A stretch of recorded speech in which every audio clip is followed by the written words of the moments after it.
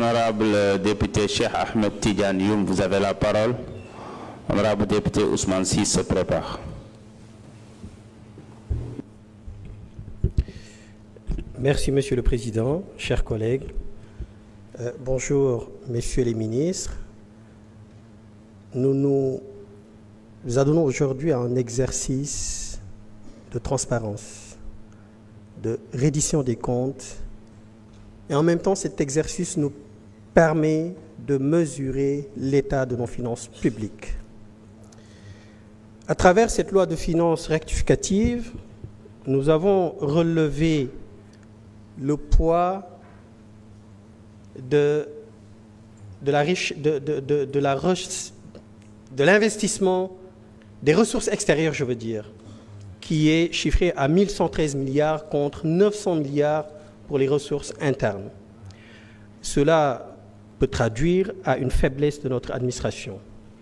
Même si à travers la loi de finances initiale 2025, vous avez parlé, vous nous avez annoncé des réformes au niveau fiscal, mais les réformes annoncées manquent de mesures concrètes pour leur mise en œuvre. Et nous avons vu dans un passé récent que de telles annonces, nous avons relevé un retard dans la mise en œuvre de telles mesures. Donc il serait bien, Monsieur le ministre, que vous nous précisez les mesures précises, concrètes qui seront mises en place pour la mise en place des réformes que vous avez annoncées, comme la rationalisation de l'exonération fiscale.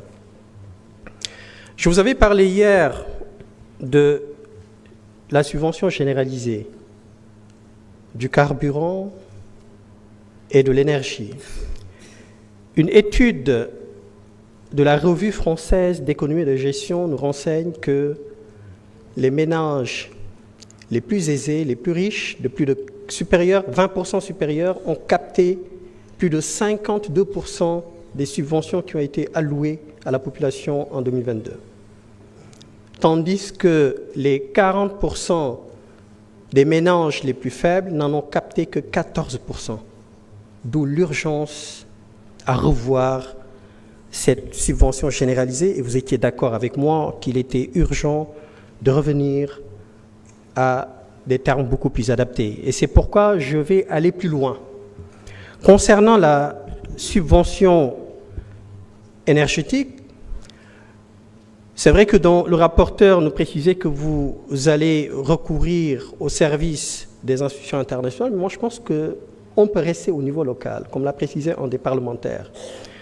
On pourra étudier la possibilité de mettre en place des coupons énergétiques afin de pouvoir mettre en place des mécanismes compensatrices qui pourraient être beaucoup plus favorables aux ménages les plus vulnérables.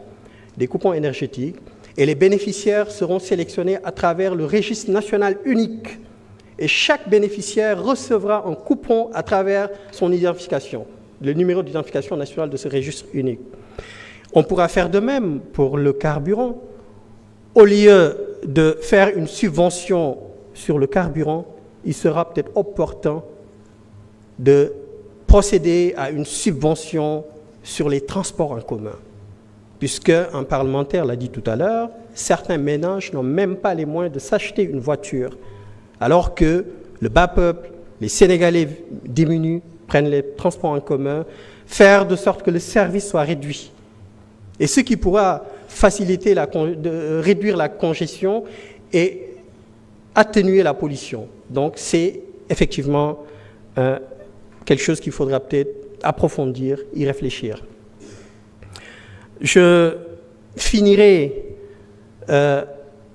par la nécessité pour le Parlement, et je m'adresse au bureau de cette Assemblée nationale, à travers son président, en prenant en considération les dispositions de l'article 32 bis, qui précise qu'il peut être institué, sur proposition du bureau, un comité d'évaluation des politiques publiques.